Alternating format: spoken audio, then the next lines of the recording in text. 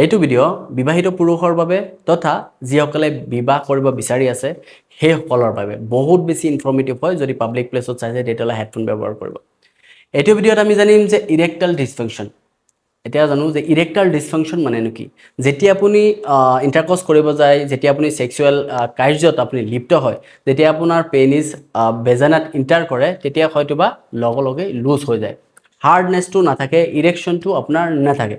তো সেইটোৱে হৈছে ইৰেক্টাইল ডিছফাংচন। একদম সহজ ভাষাত কৈছোঁ। আৰু এতিয়া আমি জানিম যে ইৰেক্টাইল ডিছফাংচন কি কি কাৰণে হয় আৰু ইৰেক্টাইল ডিছফাংচনক কেনেকৈ আমি প্ৰিভেণ্ট কৰিব পাৰি আৰু ইয়াৰ সলিউশ্যন, এই গোটেইখিনি এইটো ভিডিঅ'ত জনাব চেষ্টা কৰিম। তো বলক জানো।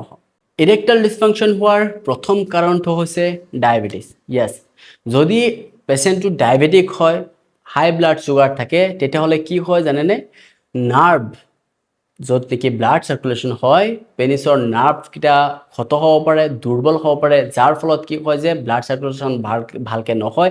আৰু আপোনালোকে জানে যেতিয়া ব্লাড চাৰ্কুলেশ্যন বহুত বেছি যাৰ ভাল, তাৰ ইৰেকশ্যন বহুত বেছি ভাল। আৰু ডায়েবেটিছ পেচেণ্টৰ ক্ষেত্ৰত কিছুসংখ্যক দেখা যায় যে এনেকুৱা ইৰেকশ্যনৰ প্ৰব্লেম হোৱা আৰু ইডিৰ প্ৰব্লেম হোৱা। দ্বিতীয় নম্বৰ কাৰণটো হ'ব পাৰে যে হাই ব্লাড প্ৰেছাৰ।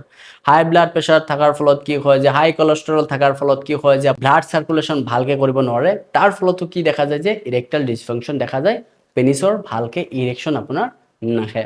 তৃতীয় নম্বৰ কাৰণটো হ'ব পাৰে যে স্মকিং, টাবাকো। যদি আপুনি টাবাকো বহুত বেছি খায়, ধঁপাত জাতীয় বস্তু বহুত বেছি খায়, তেতিয়াহ'লে আপোনাৰ ইৰেকশ্যনত প্ৰব্লেম ক্ৰিয়েট কৰিব পাৰে। প্ৰব্লেম কেনেকৈ ক্ৰিয়েট কৰে, আপোনাৰ ব্লাড ভেচেল ক্ষত হ'ব পাৰে, যাৰ ফলত নেকি আপোনাৰ ইৰেকশ্যন অহাত বাধা হ'ব পাৰে। আৰু এটা কাৰণ হৈছে ষ্ট্ৰেছ, চিন্তা। য়েছ, যদি আপুনি মানসিক চিন্তাত ভুগি থাকে, তেতিয়াহ'লে কি পাৰফৰ্মেঞ্চ এনজাইটিত ভুগি থাকে। তো পাৰফৰ্মেঞ্চ এনজাইটিত ভুগি থাকিলে আপোনাৰ ইৰেকশ্যনত প্ৰব্লেম ক্ৰিয়েট কৰিব পাৰে। তো এটা আছেই, ইৰেক্টাইল ডিছফাংচনৰ এটা ভাগ আছে যে পাৰফৰ্মেঞ্চ এনজাইটি। ধৰি লওক পাৰফৰ্মেঞ্চ এনজাইটি, এতিয়া ধৰি লওক পাৰফৰ্মেঞ্চ এনজাইটিটো কি, ধৰি লওক আপুনি এনেকুৱা মনত আপোনাৰ ভাৱ এটা আহি আছে যে মই এতিয়া যদি ছেক্স কৰিব যাওঁ মোৰ ৱাইফৰ লগত, মোৰ পাৰ্টনাৰ লগত, হয়তোবা মোৰ ইণ্টাৰ কৰাৰ লগে লগে লুজ হৈ যাব।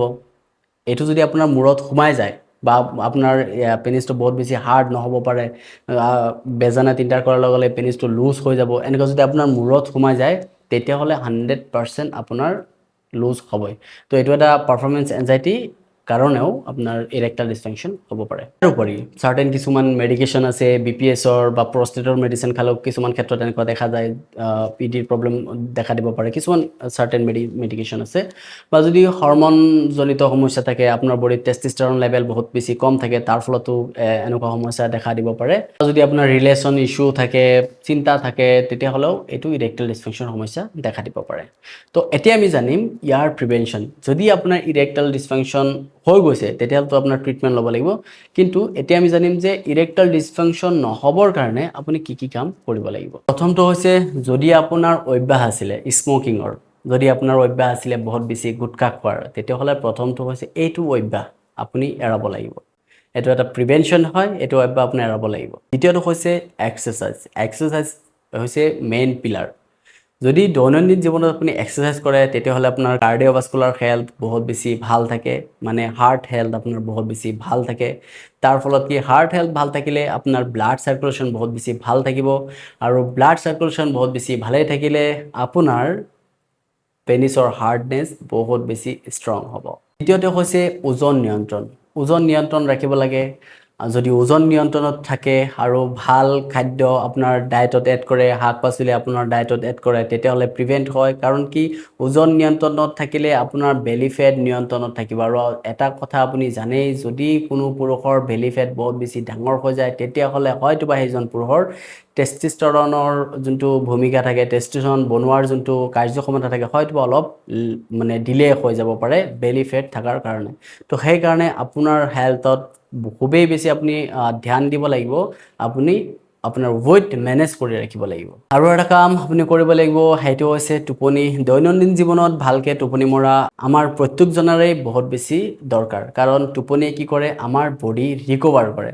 আৰু আমাৰ বডি ৰিকভাৰ কাৰণে বহুত বেছি দৰকাৰ হয় আমাৰ ষ্ট্ৰেছ কমোৱাৰ কাৰণে টোপনি বহুত বেছি দৰকাৰ হয় আৰু কেইটামান কথা আপুনি ধ্যান দিব লাগিব যাতে আপোনাৰ কোনো দিনেও ডায়েবেটিছ নহয় হাই ব্লাড প্ৰেছাৰ নহয় তেনেকুৱা ধৰণৰ সমস্যা যাতে নহয় সেইটো কাৰণে আপুনি আগতীয়াকৈ প্ৰিভেণ্ট কৰিব যদি কিবা বস্তু খালে আপোনাৰ প্ৰেছাৰ বাঢ়ি আছে যদি কিবা বস্তুৰ পৰা আপোনাৰ ডায়েবেটিছ হ'ব বিচাৰি আছে আপোনাৰ ইনচুলিন ৰেচিষ্টেণ্ট হ'ব বিচাৰি আছে তেতিয়াহ'লে প্ৰথমে এইটো প্ৰিভেণ্ট কৰক প্ৰিভেনশ্যন হৈছে মেইন বস্তু বেমাৰ এটা হৈ গৈছে তেতিয়া ট্ৰিটমেণ্ট কৰিব লাগিব বেমাৰ যাতে নহয় তাৰ কাৰণে আমি প্ৰিভেণ্ট কৰিব লাগিব এতিয়া আহিম আমি সলিউশ্যন যদি আপোনাৰ ইৰেক্টাইল ডিছফাংচন হৈ গৈছে তেতিয়াহ'লে কি সলিউশ্যন কৰিব পৰা যায় ইয়াক কেনেকৈ ভাল কৰিব পৰা যায় তো যিকেইটা প্ৰথমে প্ৰিভেনশ্যন আপোনাক দিছিলোঁ সেই প্ৰিভেনশ্যন গোটেইকেইটা আপুনি মানিব সলিউশ্যনৰ ক্ষেত্ৰত ছেইম মানিব আৰু আপোনাৰ কণ্ডিশ্যন অনুযায়ী আপোনাৰ কোনটো কণ্ডিশ্যন হৈ আছে সেই কণ্ডিশ্যন অনুযায়ী সেই প্ৰপাৰ ট্ৰিটমেণ্ট কৰিব পৰা যায় আপোনাৰ ইডিটো হৈছে ভেনাছ লিকেজৰ ফলত ধৰি লওক আপোনাৰ ব্লাড সাৰ্কুলেশ্যন হৈ আছে ব্লাড ৰখিব লাগে কাৰণ ব্লাড যদি ৰখে তেতিয়াহ'লে পেনিছ হাৰ্ড হয়